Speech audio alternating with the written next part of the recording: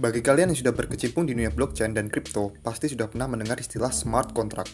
Tapi apa sih sebenarnya smart contract itu? Dan apa sih tujuan dan masalah yang ingin diselesaikan oleh smart contract?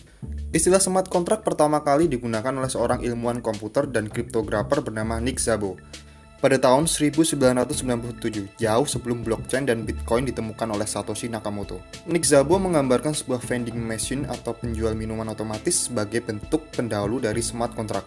Kenapa begitu? Karena sebuah vending machine dapat menerima pembayaran dan mengeluarkan produk sesuai dengan harga yang ditampilkan tanpa perlu adanya perantara. Dalam arti yang sama, smart contract di dunia kripto, kita dapat menerima pembayaran dari pengguna melalui apa yang dikenal sebagai biaya gas. Dan transaksi dapat berjalan sendiri melalui kode komputer yang sudah ditentukan sebelumnya. Smart contract sama halnya dengan kontrak di dunia nyata. Hanya saja yang membedakan adalah smart contract berada dalam dunia digital, di dalam jaringan blockchain. Jaringan blockchain terbesar yang didesain untuk mendukung dan menjalankan smart contract adalah Ethereum. Smart contract dapat diprogram dalam sebuah bahasa pemrograman khusus bernama Solidity.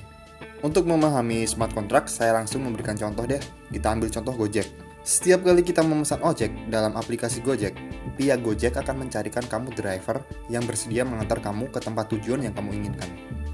Setelah driver berhasil mengantar kamu ke tempat tujuan, transaksi selesai. Kamu membayar tagihan perjalanan sesuai dengan aplikasi dan pihak Gojek memotong fee dari transaksi tersebut. Secara esensi, Gojek sebagai perantara dari user dan driver. Kedua belah pihak saling mempercayai Gojek sebagai perantara untuk menjalankan transaksi. Gojek sendiri menyimpan data mereka dalam pusat data mereka sendiri yang memperkerjakan 3.000 karyawan untuk menjalankan ekosistem mereka yang tentu saja memerlukan operasional yang mahal. Nah, sekarang kita bicara tentang smart contract ya. Dengan smart contract, kita dapat membangun sistem serupa yang tidak memerlukan pihak ketiga seperti Gojek. Sistem dan data perintah tersebut akan tersimpan dalam sebuah jaringan Ethereum yang terdesentralisasi oleh berbagai individu komputer di seluruh dunia. Dengan biaya gas yang jauh lebih sedikit dari biaya fee pihak ketiga, hasilnya smart contract akan memproses perintah transaksi dari user langsung kepada driver tanpa melalui pihak ketiga.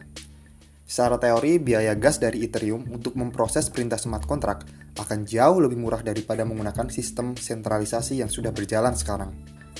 Oke, saya kasih contoh lagi deh. Kalian tahu Kickstarter nggak? Platform fundraiser terbesar untuk mengumpulkan dana project. Sebuah tim project dapat memulai project, menentukan jumlah dana yang diperlukan, dan mengumpulkan dana dari siapapun yang percaya dan tertarik dengan ide project tersebut. Dalam contoh kedua ini, di sini Kickstarter berperan sebagai perantara antara pendukung ide dengan tim project. Pihak tim project dan pendukung ide memberikan kepercayaan kepada Kickstarter sebagai platform untuk menggalang dana. Apabila dana yang terkumpul telah melebihi dari jumlah yang ditentukan, Kickstarter akan memberikan dana yang terkumpul kepada tim project. Apabila tujuan pendanaan tidak terkumpul, Kickstarter akan mengembalikan dana yang telah terkumpul kepada pihak pendukung. Dengan smart contract, kita dapat menghilangkan Kickstarter sebagai pihak ketiga atau perantara. Dengan menuliskan program perintah sesuai dengan tujuan jumlah pendanaan yang sudah ditentukan, pihak pendukung dapat memberikan uang mereka ke smart contract. Dan apabila pendanaan proyek tersebut telah mencapai tujuan, smart contract secara otomatis akan memberikan dana tersebut kepada tim project.